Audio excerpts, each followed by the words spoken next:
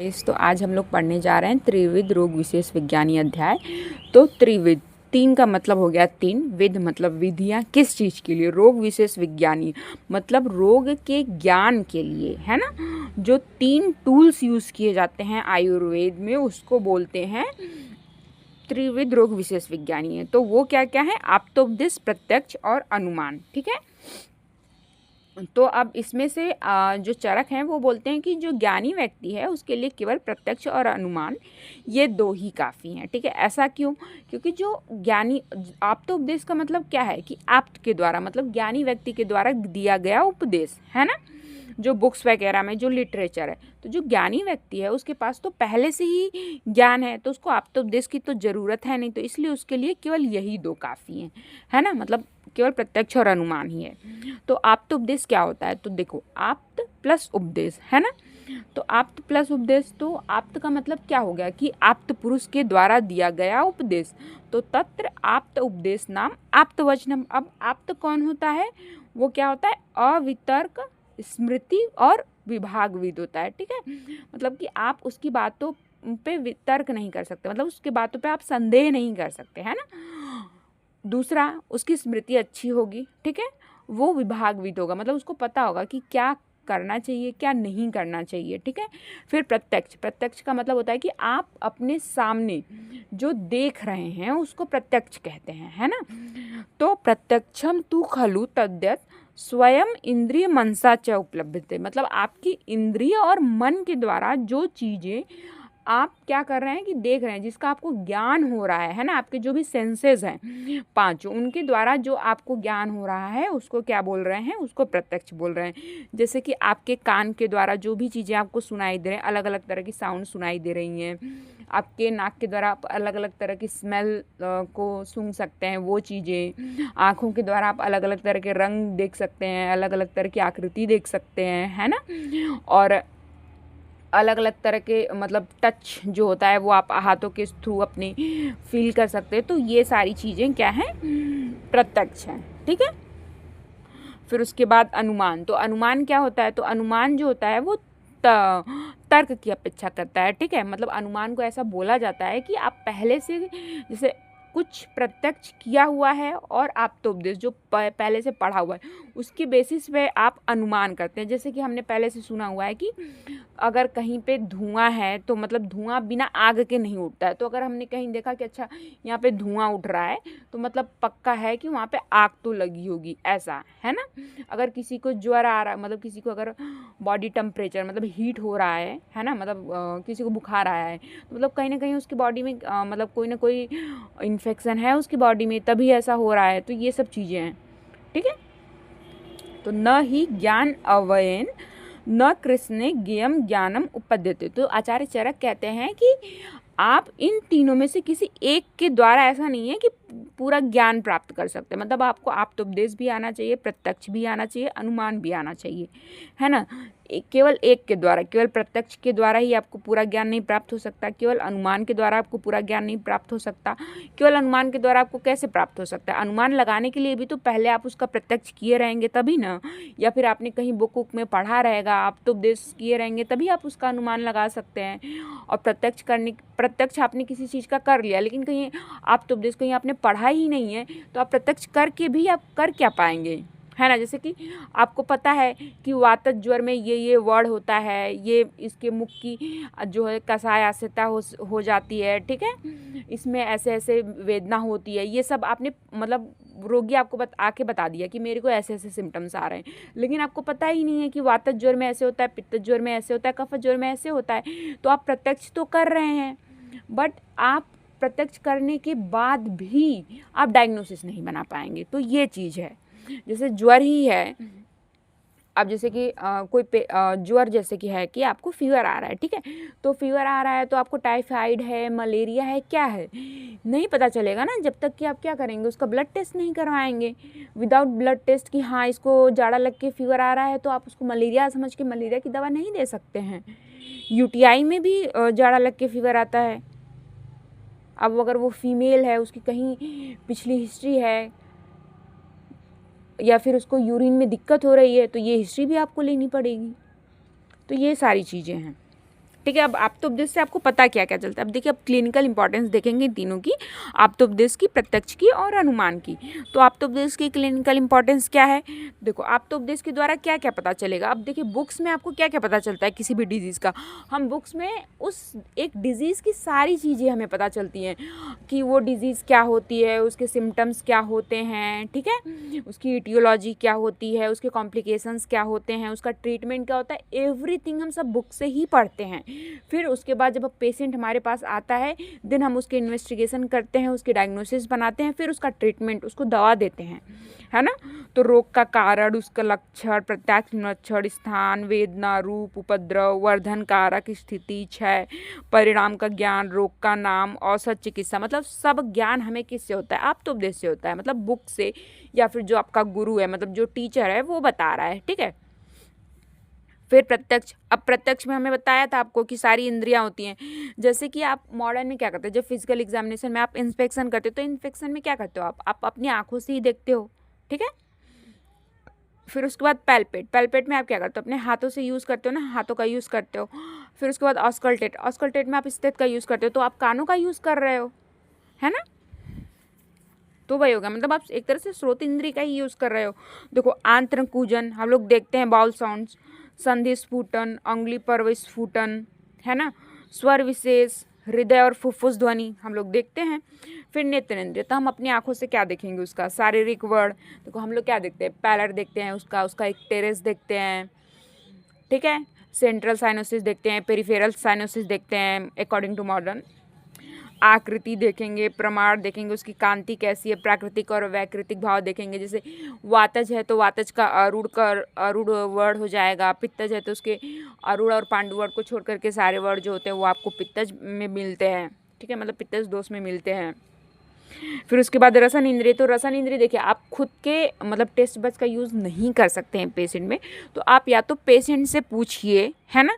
जैसे कि वातज ज्वर में बोला गया कि कटुकाशत है, तो अगर आप पूछोगे उससे कि आपके मुंह का टेस्ट कैसा है, वो बता देगा, है ना। सॉरी, पित्तज ज्वर में कटुकाशता होता है, वातज में कसायाशता होती है, और मधुर जो होता है वो कफज में होता है, ठीक है। जैसे कि शरीर से यूका अपसर्पण, यूका भाग गई, तो भागेगी कब, देखिए जो भाग गई है मतलब रस क्या हुआ है, वायरस से हुआ है ना। क्योंकि अगर रस अच्छा होता तो वो आपके शरीर में रहती, और माक्षिक उपसर्पण मतलब आपके शरीर में जा रही है तो उसको मीठा पसंद है, मतलब जा रही है मतलब आपके शरीर में मीठा बढ़ा है। फिर रक्त पित्त में क्या है, अब कुत्ता और कौवा, उसको रक्त पसंद होता है ना। और अगर वो नहीं खा रहा है मतलब आपका रक्त क्या है, दूषित है, तो ऐसे आप उसके रस का पता कर रहे हो। फिर घ्राण इंद्रिय, तो देखो घ्राण इंद्रिय में वही है कि शरीर के वैकारिक और मतलब स्वाभाविक गंध। अब स्वाभाविक गंध है मतलब कि सही है, वैकारिक गंध है तो मतलब कुछ ना कुछ दिक्कत है। जैसे कि अगर मेद की दुष्टि होगी तो गंध क्या होगी, वैकारिक हो जाएगी, क्योंकि जो स्वेद होता है वो क्या होता है, स्वेद जो होता है वो मेद का आपके मल होता है ना। फिर स्पर्शन इंद्रिय, तो वैकारिक और स्वाभाविक स्पर्श। अब जैसे कि आपका ज्वर है तो ज्वर में अगर आप उसका स्पर्श करोगे तो उसकी बॉडी क्या होगी, उसकी बॉडी हीटेड होगी। अब अगर वहीं अगर क्लेद बढ़ा हुआ है और आप उसका जो स्पर्श करोगे तो क्या होगा, आपको मॉइस्चर रहेगा वहाँ पे, है ना। वहीं अगर बॉडी ठंडी हो गई है, ठीक है, तो वो भी आपको स्पर्श करने से ही पता चलेगा।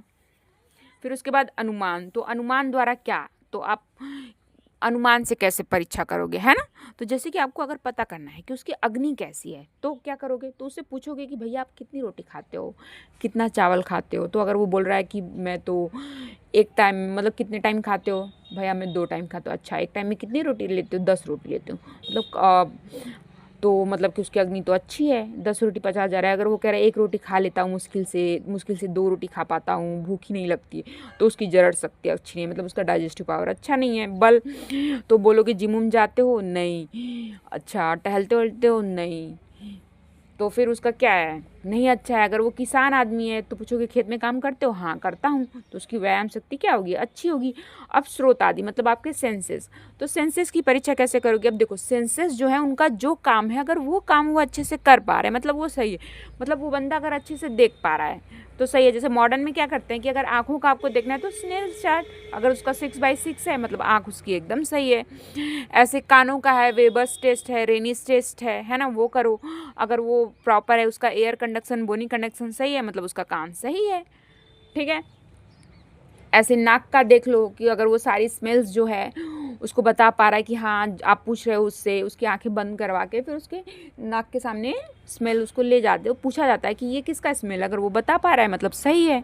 अगर वो टच करने पे उसको पता चल रहा है कि हाँ ये हीट है, ये कोल्ड है, तो वो सही है उसका, है ना। फिर मनो अर्थ व्यभिचरण, मतलब मन के अर्थ क्या होते हैं, चिंत विचार उहे, अगर वो सारी चीज़ें सही है तो क्या है, उसका मन भी सही है। विज्ञान का व्यवसाय से, अब देखो मतलब कि वो कितने अच्छे से अपने काम को कर पा रहा है, उसका मतलब कितना व्यवसाय जो है उसका बढ़ा हुआ है, मतलब कि उसका विज्ञान क्या है, अच्छा है, ठीक है। रज का किससे, संग से।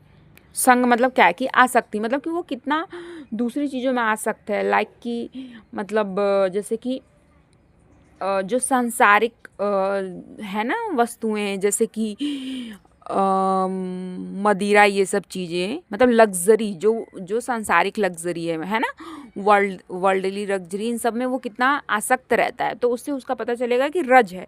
मोह का अविज्ञान से, मतलब देखो ऐसा बोला जाता है ना कि अब एक न एक दिन सबको यहाँ से जाना है, ठीक है, लेकिन अगर तुमको इस चीज़ का अगर जाना है, सब जानते हैं, ठीक है, लेकिन फिर भी सब लोग फंसे रहते हैं, अब है ना, गलत काम करते रहते हैं। तो वही कि अब सबको अपने घर वालों का मोह रहता है, मतलब ऐसा रहता है कि सब ऐसे काम करते हैं, ऐसे अपने घर वालों का मोह करते हैं कि हम तो भैया ज़िंदगी भर जैसे लगता है कि यहीं रहने वाले हैं। इस प्रकार से अपने बच्चों को मोह करेंगे और दूसरे के बच्चों से मतलब उनका मोह नहीं रहेगा, मतलब अपने बच्चों का भला हो जाए इसलिए दूसरे के बच्चों के साथ लोग गलत कर जाते हैं। तो वही वो कह रहा है कि अगर आपको ज्ञान नहीं है तो आप मोह में फंसे रहोगे, है ना।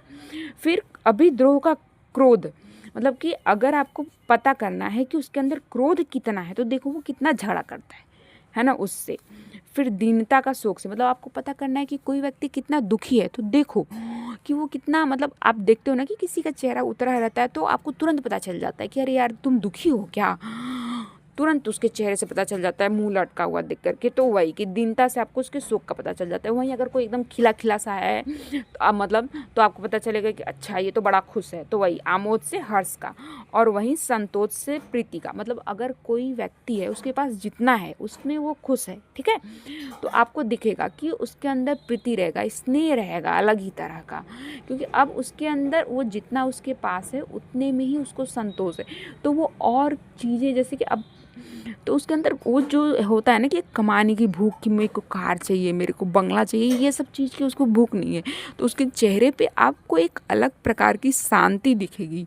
जैसे साधु संत महात्मा होते हैं उनके चेहरे पे आपको एक अलग प्रकार का मतलब स्नेह दिखता है ना। वो हर एक व्यक्ति जो उनके पास आता है सबके लिए वो एक समान भाव, एक समान स्नेह दिखाते, तो वो चीज़ वो कह रहा है कि जिनके अंदर संतोष है तो उनके अंदर क्या रहेगी, प्रीति रहेगी, ठीक है। फिर विषाद का भय से, मतलब अगर किसी व्यक्ति के अंदर भय है तो आपको उसके अंदर एंजाइटी दिखेगी। मतलब देखिए भय किस चीज़ का, अब अगर भय हो सकता है कि उसके अंदर अगर किसी चीज़ का भय है, जैसे कि आपके अंदर किसी चीज़ का भय है कि यार मेरी शादी होगी कि नहीं होगी, फ्यूचर में क्या होगा, जैसे बोलते हैं कि जो भय होता है ना, जब किसी को एंजाइटी होती है तो वो फ्यूचर को लेकर होती है ना, मतलब कि फ्यूचर में क्या होगा मेरे साथ, अगर आपकी लाइफ में कुछ सही नहीं चल रहा है तो फ्यूचर में मेरी शादी होगी कि नहीं, घर बनेगा कि नहीं, ये वो, तो वही कि फ्यूचर को लेकर के उसके अंदर एंजाइटी। तो अगर उसके अंदर एंजाइटी है ना, तो समझ जाओ कि किसी न किसी चीज़ को लेकर तो उसके अंदर डर है।